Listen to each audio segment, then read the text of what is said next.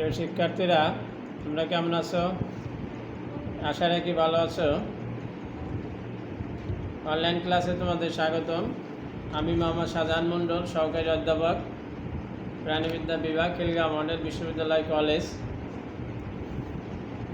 আমি আজ ক্লাস নেব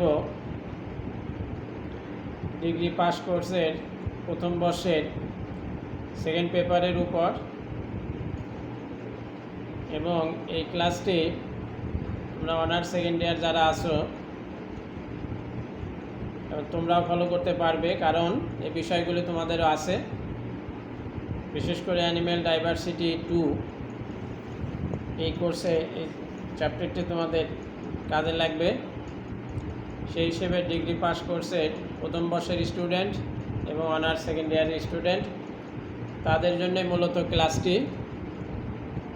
তা আমরা আজকে মূলত এমপিবিআর উপরে ক্লাস নেব। বিশেষ করে আমরা ইতিপূর্বে হয়তো বা ক্লাসিফিকেশন আলোচনা করি নেই, এমপিবিআর ক্লাসিফিকেশন নিয়ে আমরা আলোচনা করব।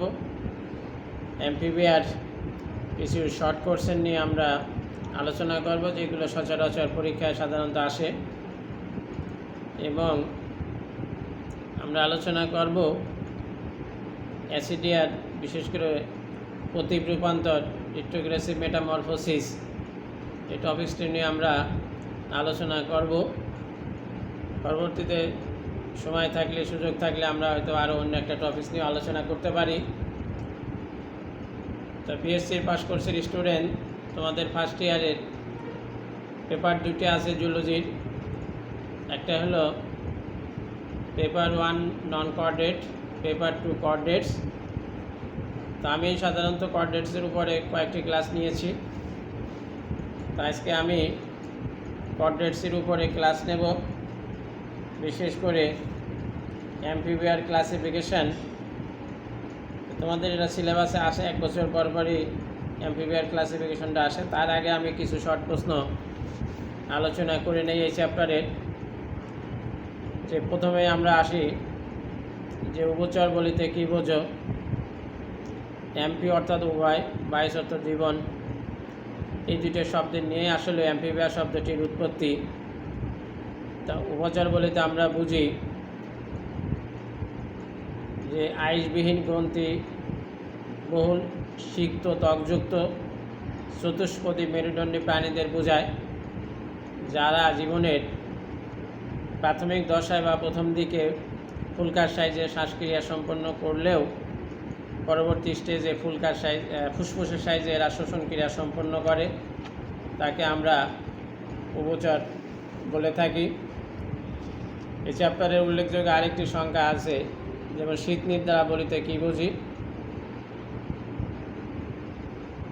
শীতল রক্ত বিশিষ্ট প্রাণীরা, বিশেষ করে এমপিবিআর প্রাণীরা শীতল রক্ত বিশিষ্ট প্রাণীরা শীতকালে মাটির গর্তে, গাছের ফাটলে, আবর্জনার নিচে লুকিয়ে থেকে প্রতিকূল আবহাওয়া থেকে নিজেদের রক্ষা করে, কারণ এই সময় তাদের দেহের তাপমাত্রা কমতে থাকে। শীতল রক্ত বিশিষ্ট প্রাণীদের এই আত্মগোপনীয়তাই শীতনিদ্রা। বিশেষ করে কোনো ব্যাঙের ক্ষেত্রে শীতনিদ্রা দেখা যায়। তো এখন অনেক সময় শীতনিদ্রা এইভাবে আসতে পারে, কোনো ব্যাঙ শীতনিদ্রা যায় কেন, আমরা যে পয়েন্টগুলো বললাম এইভাবে লিখলেই, পয়েন্টগুলো লিখলেই চলবে। তো আমরা এখান থেকে আরেকটু উল্লেখযোগ্য সংখ্যাটি বলবো যে ইউরোস্টাইল কি, এটাও পরীক্ষায় দেখা যায়। কয়েকটি কশেরুকা একত্রিত হয়ে যে সংযুক্ত কশেরুকা গঠন করে তাকে বলা হয় ইউরোস্টাইল, একে দশম কশেরুকা বলা হয়। আরেকটি সংজ্ঞা হলো পোটাল শিরা বলিতে কী বোঝো। যে শিরা কোনো অঙ্গের কৈশিক নালী থেকে উৎপন্ন হয়ে সরাসরি হৃৎপিণ্ড না গিয়ে দ্বিতীয় কোনো অঙ্গে, বিশেষ করে যকৃৎ বৃক্ক কৈশিক নালীতে সমাপ্ত হয়, তাকে বলা হয় পোটাল শিরা। তার মানে যে কোনো অঙ্গের কৈশিক নালী থেকে উৎপন্ন হয়ে সরাসরি হৃৎপিণ্ড না যেয়ে কৈশিক নালীতেই আবার ফিরে যায়, তাকে বলা হচ্ছে পোটাল শিরা। বিশেষ করে যকৃৎ, ফুসফুস ইত্যাদি হতে পারে। তা আমরা কতগুলো সংজ্ঞা বললাম, উল্লেখযোগ্য আসলে আরও সংজ্ঞা আছে, আরও আমরা দু একটি বলি। যে পিডোজেনেসিস কি। পিডোজেনেসিস সাধারণত দেখা যায় অ্যাম্ফিবিয়ার ক্ষেত্রে। পিডোজেনেসিস হচ্ছে বিলম্বিত রূপান্তরের ক্ষেত্রে পুরাপুরি পরিণত অবস্থা প্রাপ্তির আগে লার্ভা অবস্থায় কতক বৈশিষ্ট্য ধারণ করে এবং জননাঙ্গের অকাল পক্ষতা এবং জননক্ষম হয়ে ওঠার প্রক্রিয়াকে বলা হচ্ছে পিডোজেনেসিস।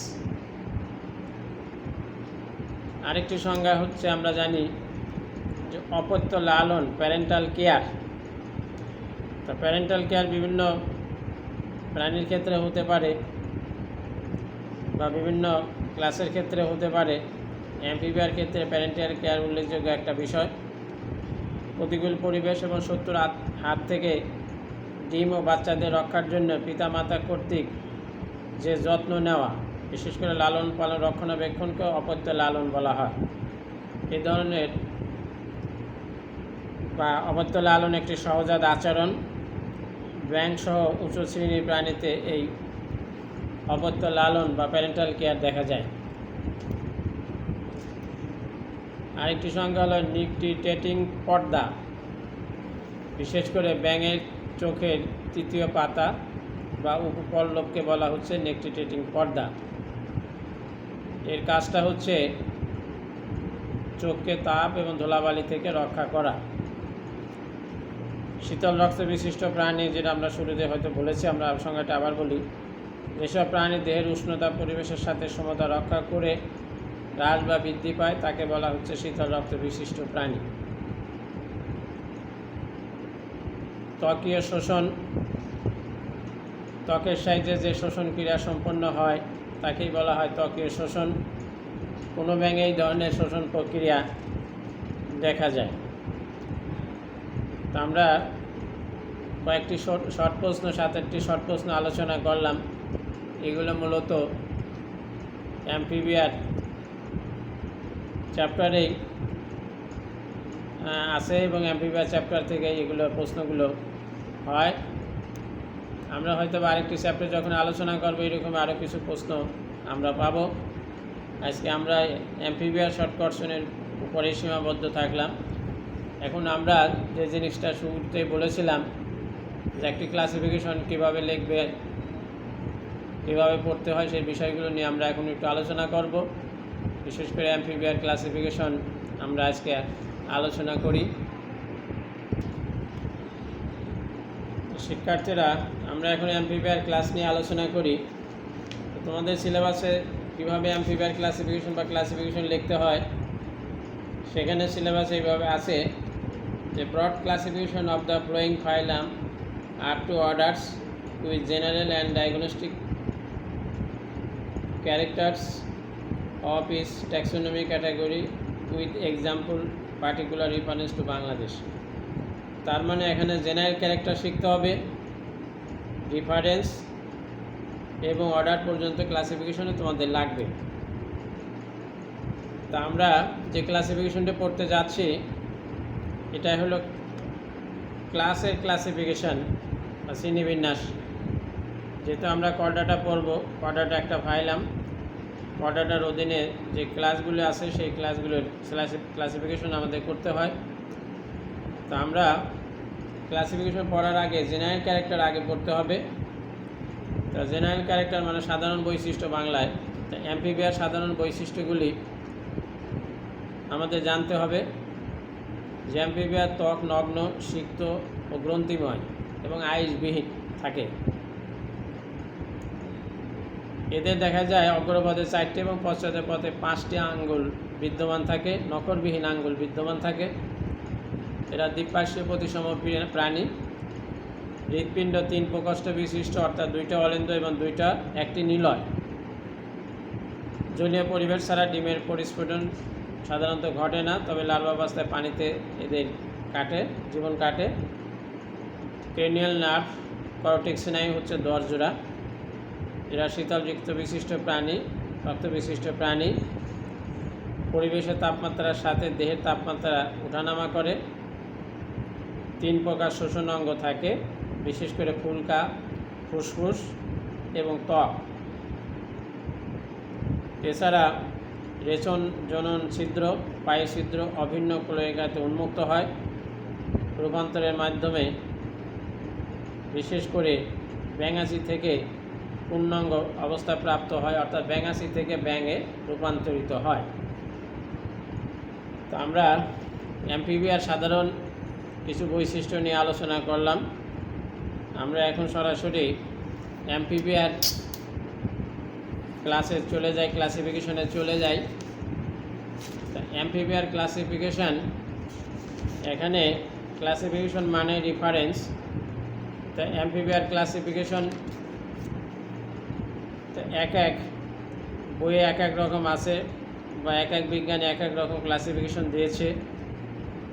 তো অ্যাম্ফিবিয়ার ক্লাসিফিকেশন বিশেষ করে বইতে দুটো বেশি পাওয়া যায়, একটা হলো স্টোরার আর নিউসিঞ্জারের বইয়ের ক্লাসিফিকেশন এবং জিকে নভেলের বইয়ের ক্লাসিফিকেশন, জিকে নভেল। তা আমরা এখন বিশেষ করে অ্যাম্ফিবিয়ার ক্লাসিফিকেশন জিকে নভেল 1954 সালে তার বিখ্যাত বই বায়োলজি অব অ্যাম্ফিবিয়া গ্রন্থে উনি যে ক্লাসিফিকেশনটি উল্লেখ করেছে সেইটি আমরা এখন আলোচনা করব। তা জিকে নভেলের মতে অ্যাম্ফিবিয়ার দুইটা সাব ক্লাস আছে, কারণ অ্যাম্ফিবিয়া হলো ক্লাস, এর দুইটা সাব ক্লাস, এবং এই দুইটা সাব ক্লাসের অধীনে 6টি অর্ডার আছে। তা আমরা এই দুইটা সাব ক্লাস প্রথমে আলোচনা করব। প্রথম সাব ক্লাস হচ্ছে 1 নম্বর সাব ক্লাস স্টিগোসেফালিয়া। স্টিগোসেফালিয়া প্রথম সাব ক্লাস, এর অধীনে 3টে অর্ডার আছে। এই 3টি অর্ডার এরা এক্সটিংক্ট বা বিলুপ্ত। তার মানে যে বৈশিষ্ট্যগুলো আমরা বলবো সেই বৈশিষ্ট্যগুলো উপস্থিত ছিল, কথাটি আছে, তার মানে একসময় ছিল, এখন নাই। স্টিগোসেফালিয়া প্রথম যে বৈশিষ্ট্যগুলি সেটা হচ্ছে 5 আঙ্গুল বিশিষ্ট বাহু বিদ্যমান ছিল, ত্বক আইস দ্বারা আবৃত ছিল, করটি অস্থিময় প্লেট দ্বারা আবৃত ছিল। তো প্রিয় শিক্ষার্থীরা, ক্লাসিফিকেশন মানেই অনেকটাই মুখস্থের মতনই করতে হয় এবং রেফারেন্স উল্লেখ সহ, অর্থাৎ তুমি যে বইটা পড়বে সেই বইতে যেভাবে লেখা আছে ওইভাবেই লিখতে হবে এবং রেফারেন্স উল্লেখ করে দিতে হবে। আর রেফারেন্স ছাড়া ক্লাসিফিকেশন লেখার সম্পূর্ণরূপে বৃথা। তাহলে আমরা জিকে নভেলের বইয়ের ক্লাসিফিকেশন নিয়ে আলোচনা করব।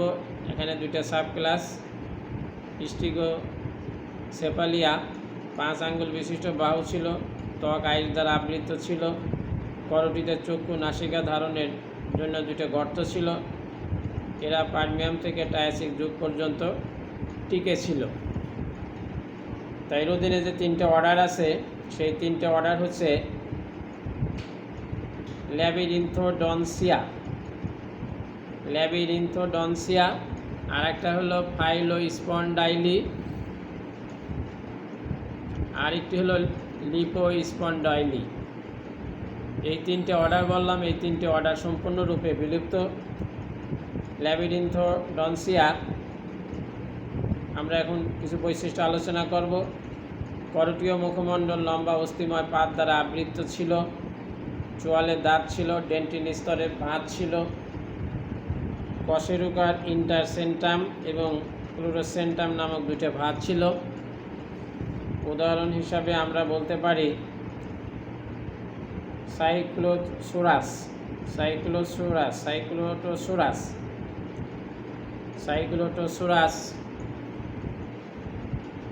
2 নম্বর অর্ডারই হচ্ছে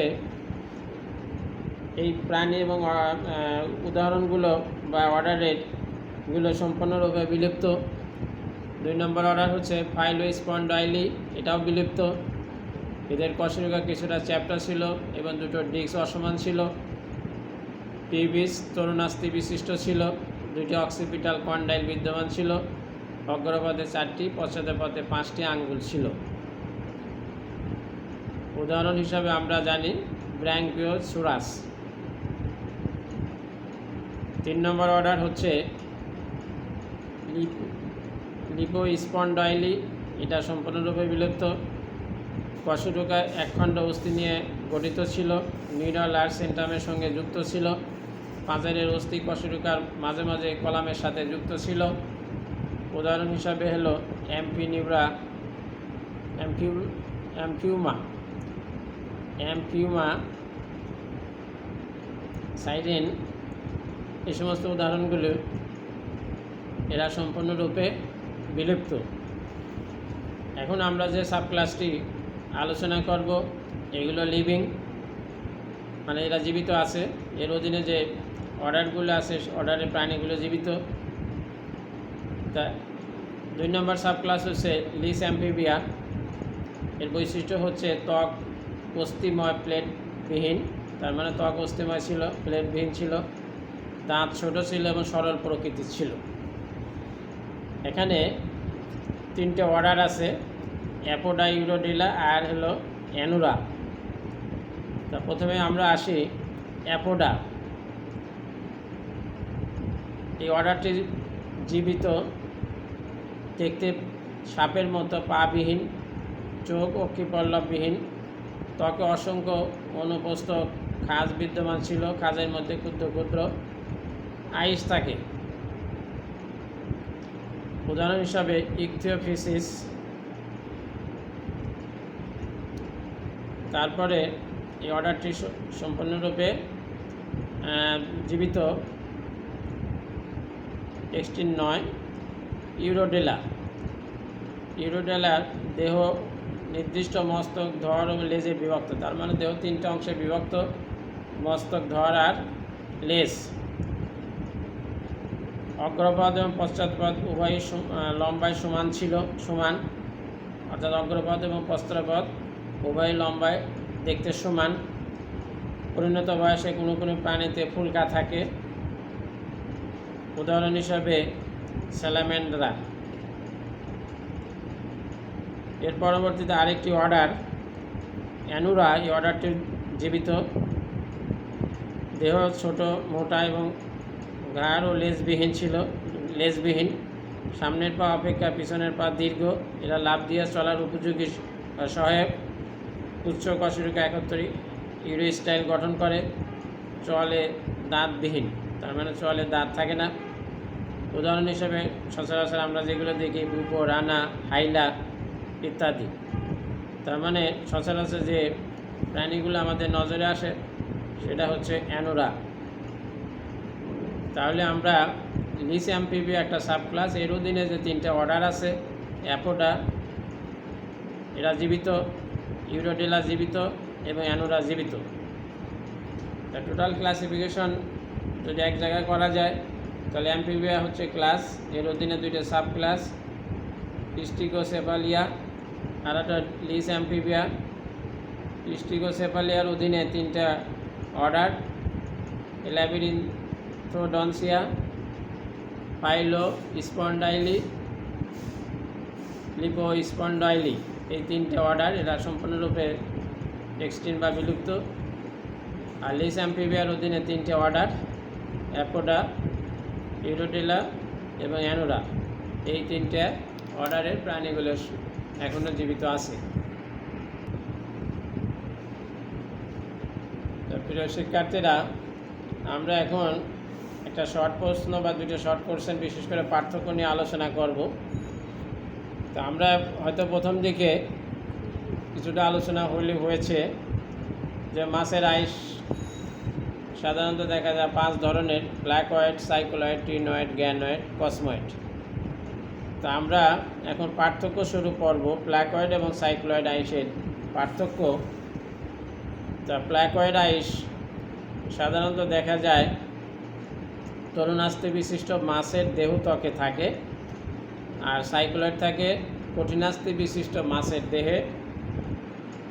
তা প্ল্যাকয়েড আইসে সাধারণত দেখা যায় এই প্ল্যাকয়েড আইসের সাইজে বয়স নির্ণয় করা যায় না, আর সাইক্লোয়েড আইসের বয়স নির্ণয় করা যায়।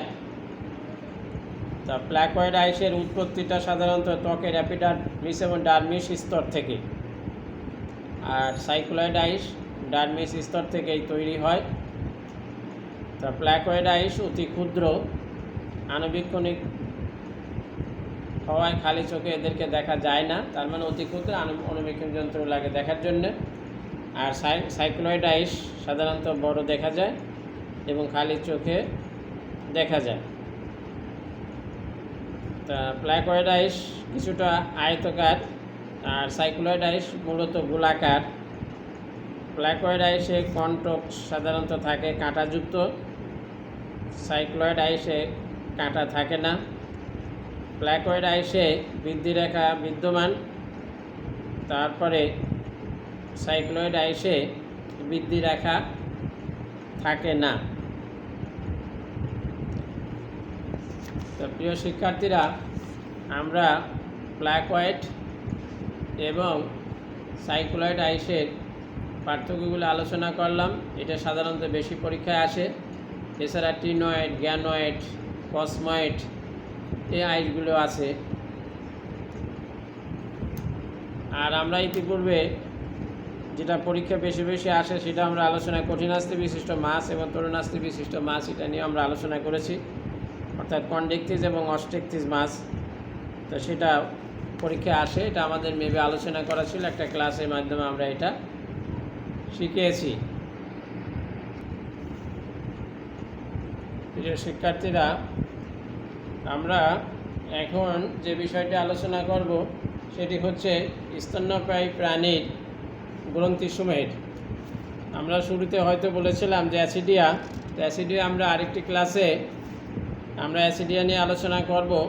তা আমরা এখন যে বিষয়টি নিয়ে আলোচনা করতে চাচ্ছি সেটা হলো অন্তঃক্ষরা গ্রন্থিতন্ত্র, অর্থাৎ স্তন্যপায়ী প্রাণীদের অন্তঃক্ষরা গ্রন্থি। তো প্রথমে আমরা গ্রন্থির সংজ্ঞাটি জানি যে গ্রন্থি হচ্ছে রূপান্তরিত আবরণী কলা। গ্রন্থি হচ্ছে রূপান্তরিত আবরণী কলা। এই গ্রন্থি দুই ধরনের, একটা বহিঃক্ষরা গ্রন্থি আর একটি হচ্ছে অন্তঃক্ষরা গ্রন্থি। তা বহিঃক্ষরা গ্রন্থি এবং অন্তঃক্ষরা গ্রন্থি, তা সাধারণত পরীক্ষায় অন্তঃক্ষরা গ্রন্থিটাই বেশি আসে। অন্তঃক্ষরা গ্রন্থি কয়েক প্রকার হয়, যেমন পিটুইটারি, থাইরয়েড, প্যারাথাইরয়েড, অ্যাড্রিনাল, তারপরে গোনাড, অগ্ন্যাশয়, তারপরে বিশেষ করে শুক্রাশয়, ডিম্বাশয়, তারপরে পিনিয়াল গ্রন্থি ইত্যাদি। তা প্রথমে আমরা পিটুইটারি গ্রন্থি নিয়ে আলোচনা করি। পিটুইটারিকে রাজগ্রন্থি বা প্রভু গ্রন্থি বলা হয়।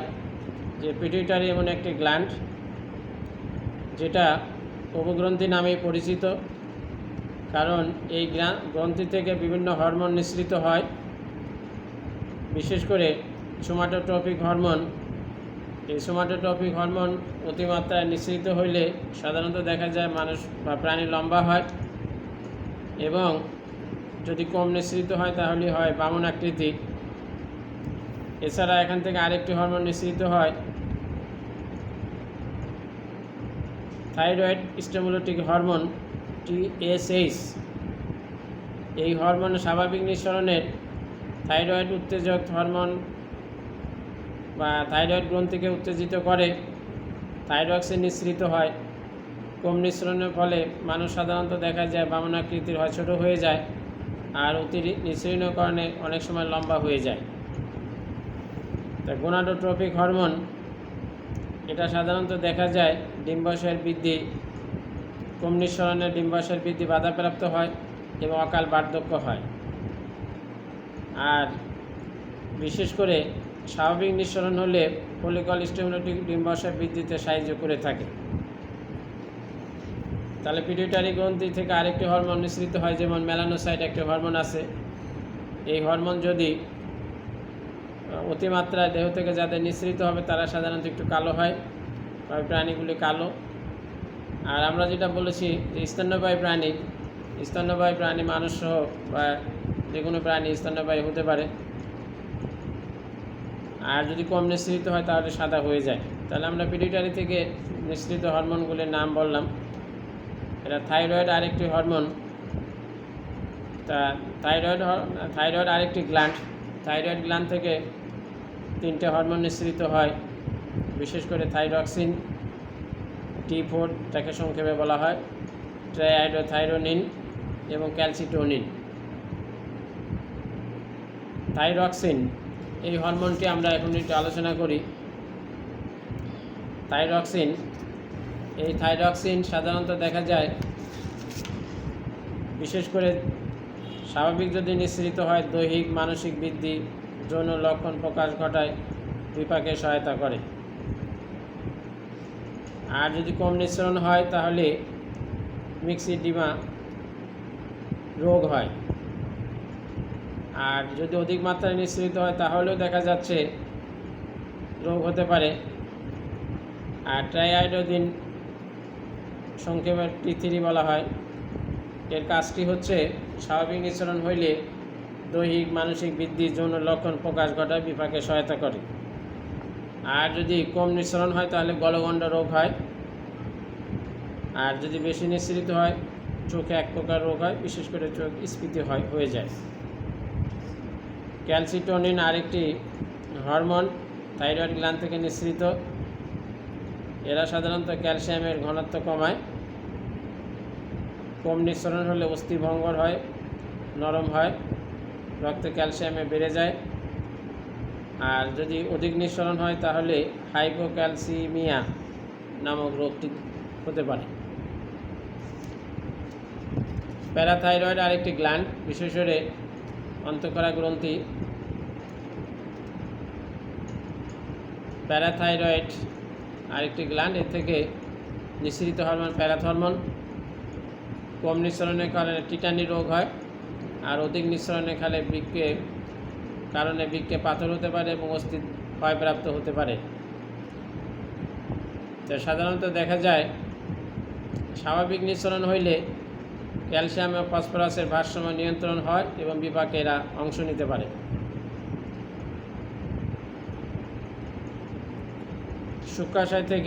শুক্রাশয় একটি গ্ল্যান্ড। শুক্রাশয় থেকে টেস্টোস্টেরন নামক হরমোন নিঃসৃত হয়। এর স্বাভাবিক কাজ হলো শুক্রাণু উৎপাদন করা। কম নিঃসরণ হইলে শুক্রাণু উৎপাদন ব্যাহত হয়। আর যদি অধিক মাত্রায় নিঃসৃত হয় তাহলে দেখা যায় অল্প বয়সে যৌবন প্রাপ্ত হতে পারে বা যৌবন আবার আবির্ভূত হতে পারে এবং অকাল বার্ধক্য দেখা দিতে পারে অধিক নিঃসরণের কারণে। ডিম্বাশয় থেকে যে হরমোনটি নিঃসৃত হয় একটি হলো ইস্ট্রোজেন আর একটা হলো প্রোজেস্টেরন। স্বাভাবিক নিঃসরণের কারণে বালিকাদের নারী সুলভ লক্ষণ সৃষ্টি করে, স্তন বৃদ্ধি পায় এবং দেহত্বক কোমল হয়।